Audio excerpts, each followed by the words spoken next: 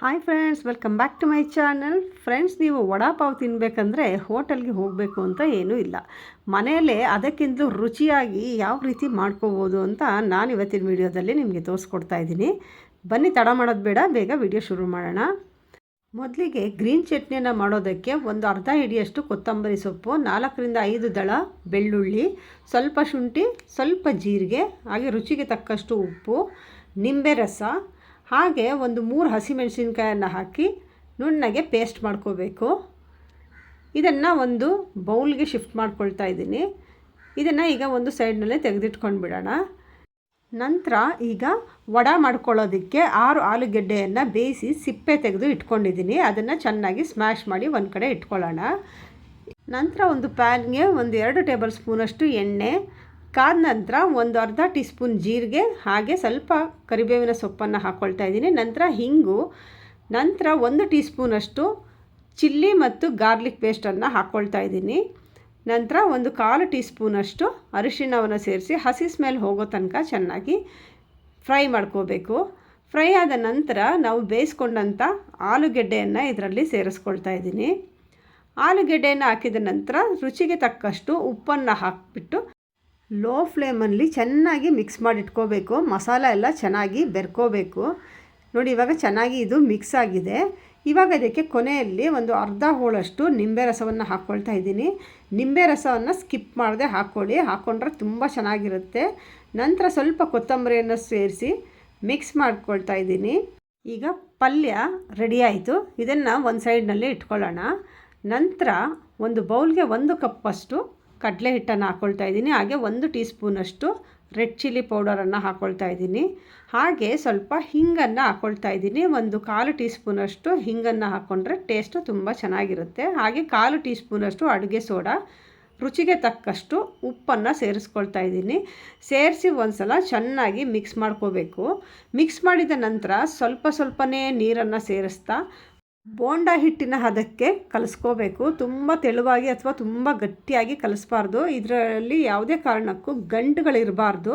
ಚೆನ್ನಾಗಿ ಅದನ್ನು ಬೀಟ್ ಮಾಡ್ಕೋಬೇಕು. ಎಗ್ ಬೀಟರಿಂದ ಚೆನ್ನಾಗಿ ಬೀಟ್ ಮಾಡಿಕೊಂಡ್ರೆ ಗಂಟುಗಳೆಲ್ಲ ಹೊಡೆಯುತ್ತೆ.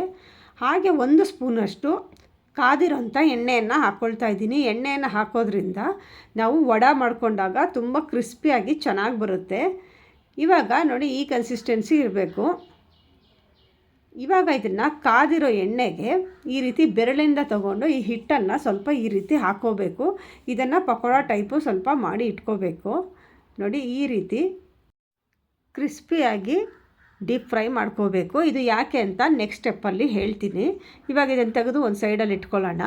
ಹಾಗೆ ಒಂದು 6-7 ಹಸಿಮೆಣಸಿನ್ಕಾಯನ್ನು ಈ ರೀತಿ ಫ್ರೈ ಮಾಡ್ಕೋಬೇಕು. ಸ್ವಲ್ಪ ಸೀಳ್ಬಿಟ್ಟು ಹಾಕ್ಕೊಳ್ಳಿ, ಇಲ್ಲಾಂದರೆ ಸಿಡಿಯುತ್ತೆ. ಇವಾಗ ಇದನ್ನು ಒಂದು ಪ್ಲೇಟ್ಗೆ ಹಾಕ್ಕೊಳ್ಳೋಣ. ಹಾಕಿದ ನಂತರ ಇಮಿಡಿಯೇಟ್ ಅದಕ್ಕೆ ಸ್ವಲ್ಪ ಉಪ್ಪನ್ನು ಹಾಕಿ ಈ ರೀತಿ ಮಿಕ್ಸ್ ಮಾಡಿ ಇಟ್ಕೊಂಡ್ಬಿಡಬೇಕು. ನಂತರ ಈಗ ನಾವು ಮಾಡಿಕೊಂಡಂಥ ಪಲ್ಯವನ್ನು ಕೈಗೆ ಸ್ವಲ್ಪ ಎಣ್ಣೆಯನ್ನು ಸವರ್ಕೊಂಡು ಈ ರೀತಿ ದಪ್ಪ ಉಂಡೆಗಳು ಮಾಡಿ ಈ ರೀತಿ ವಡೆ ರೀತಿ ಸ್ವಲ್ಪ ಫ್ಲ್ಯಾಟ್ ಮಾಡಿ ಇಟ್ಕೋಬೇಕು. ನೋಡಿ, ನಿಮಗೆ ಯಾವ ಸೈಜ್ ಬೇಕು ಆ ಸೈಜ್ ಮಾಡ್ಕೋಬೋದು. ತುಂಬ ಚಿಕ್ಕದು ಅಥವಾ ತುಂಬ ದೊಡ್ಡದು ಮಾಡ್ಕೊಳ್ಳೋದಕ್ಕೆ ಹೋಗ್ಬಿಡಿ. ಆ ಬನ್ ಒಳಗಡೆ ಇಡೋದಕ್ಕೆ ಎಷ್ಟು ಬೇಕೋ ಆ ಸೈಜಲ್ಲಿ ಮಾಡಿಕೊಂಡ್ರೆ ಸಾಕು. ನೋಡಿ, ಇದರಿಂದ 10-12 ಉಂಡೆಗಳಾಗಿದೆ. ಇವಾಗ ಇದನ್ನು ನಾವು ಕಲಿಸ್ಕೊಟ್ಟಂಥ ಕಡಲೆ ಹಿಟ್ಟಲ್ಲಿ ಅದ್ಬಿಟ್ಟು ಈ ರೀತಿ ಕಾದಿರೋ ಎಣ್ಣೆಯಲ್ಲಿ ಹಾಕಿ 2 ಸೈಡು ಚೆನ್ನಾಗಿ ಡೀಪ್ ಫ್ರೈ ಮಾಡ್ಕೋಬೇಕು. ನೋಡಿ, ನಾವು ಬಿಸಿ ಎಣ್ಣೆ ಹಾಕಿರೋದ್ರಿಂದ ಕ್ರಿಸ್ಪಿಯಾಗಿ ಬರುತ್ತೆ, ಮೇಲ್ಗಡೆ ಒಳಗೆ ಸಾಫ್ಟಾಗಿರುತ್ತೆ. ನೋಡಿ, ಈ ರೀತಿ ಎಲ್ಲ ವಡೆಗಳನ್ನು ಈ ರೀತಿ ಎಣ್ಣೆಯಲ್ಲಿ ಚೆನ್ನಾಗಿ ಡೀಪ್ ಫ್ರೈ ಮಾಡಿ ಎತ್ತಿಟ್ಕೋಬೇಕು. ನಂತರ ಅದೇ ಎಣ್ಣೆಯಲ್ಲಿ ಸ್ವಲ್ಪ ಕಡಲೆ ಬೀಜವನ್ನು ಈ ರೀತಿ ಫ್ರೈ ಮಾಡಿಬಿಟ್ಟು ಅದನ್ನು ಮಿಕ್ಸಿ ಜಾರ್ಗೆ ಹಾಕ್ಕೊಳ್ತಾ ಇದ್ದೀನಿ. ನಂತರ ನಾವು ಫ್ರೈ ಮಾಡಿ ಇಟ್ಕೊಂಡಂಥ ಪಕೋಡವನ್ನು ಇದರಲ್ಲಿ ಸೇರಿಸ್ಕೊಳ್ತಾ ಇದ್ದೀನಿ. ನಂತರ ಅರ್ಧ ಟೀ ಸ್ಪೂನಷ್ಟು ಜೀರಿಗೆಯನ್ನು ಹಾಕ್ಕೊಳ್ತಾ ಇದ್ದೀನಿ. ಹಾಗೆ ಅರ್ಧ ಟೀ ಸ್ಪೂನಷ್ಟು ರೆಡ್ ಚಿಲ್ಲಿ ಪೌಡರ್, ಹಾಗೆ 1/4 ಟೀ ಸ್ಪೂನಷ್ಟು ಕಾಶ್ಮೀರಿ ರೆಡ್ ಚಿಲ್ಲಿ ಪೌಡರನ್ನು ಹಾಕ್ಕೊಳ್ತಾ ಇದ್ದೀನಿ. ನಂತರ 6-7 ಎಸಳು ಬೆಳ್ಳುಳ್ಳಿ, ಹಾಗೆ ಒಂದು 1/4 ಟೀ ಸ್ಪೂನಷ್ಟು ಹಿಂಗು, ಹಾಗೆ ರುಚಿಗೆ ತಕ್ಕಷ್ಟು ಉಪ್ಪನ್ನು ಸೇರಿಸ್ಕೊಳ್ತಾ ಇದ್ದೀನಿ. ಉಪ್ಪನ್ನು ನೋಡಿಕೊಂಡು ಹಾಕ್ಕೊಳ್ಳಿ. ಈಗ ಇದನ್ನು ನುಣ್ಣಗೆ ಈ ರೀತಿ ಪುಡಿ ಮಾಡಿ ಇಟ್ಕೋಬೇಕು. ಈಗ ಮಸಾಲ ಕೂಡ ರೆಡಿಯಾಗಿದೆ. ಈಗ ವಡಾಪಾವನ್ನು ರೆಡಿ ಮಾಡ್ಕೊಳ್ಳೋಣ. ನಾನಿಲ್ಲಿ 2 ವಡಾಪಾವ್ ಬ್ರೆಡ್ಡನ್ನು ತೊಗೊಂಡಿದ್ದೀನಿ. ಅದನ್ನು ಮಧ್ಯದಲ್ಲಿ ಕಟ್ ಮಾಡಿಬಿಟ್ಟು ಒಂದೊಂದು ಸೈಡ್ ಮಾತ್ರ ಈ ರೀತಿ ನಾವು ಮಾಡಿಕೊಂಡಂಥ ಗ್ರೀನ್ ಚಟ್ನಿಯನ್ನು ಎಲ್ಲ ಕಡೆ ಅಪ್ಲೈ ಮಾಡ್ಕೋಬೇಕು. ನಂತರ ಇನ್ನೊಂದು ಸೈಡು ನಾವು ಮಾಡ್ಕೊಂಡಂಥ ಮಸಾಲ ಪೌಡರನ್ನು 1 ಸ್ಪೂನಷ್ಟು ಇದ್ರ ಮೇಲೆ ಈ ರೀತಿ ಹಾಕ್ಕೊಳ್ತಾ ಇದ್ದೀನಿ. 2 ಬ್ರೆಡ್ಗೆ ಇದನ್ನು ಹಾಕ್ಕೊಂಡಿದ್ದೀನಿ.